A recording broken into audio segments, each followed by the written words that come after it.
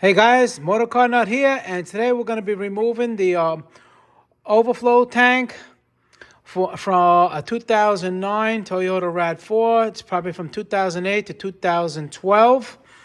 It's right here, and easy way to do it is you have to take this off because there's a bolt underneath here.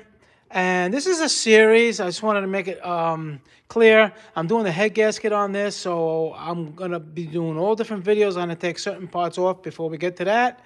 So that's why I'm doing it this way. That's why everything is pretty much loose. But there's going to be all these little clips, whatever clips there are around here, to just take this off. No big deal. Very easy. All right.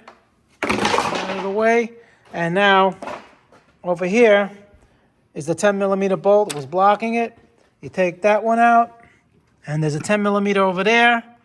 Now this hose is not really supposed, somebody put this on here. You're gonna probably have just a regular overflow hose that just goes, it doesn't really go to nothing. This one they put a hose on, this doesn't connect to nothing, so don't get confused about that.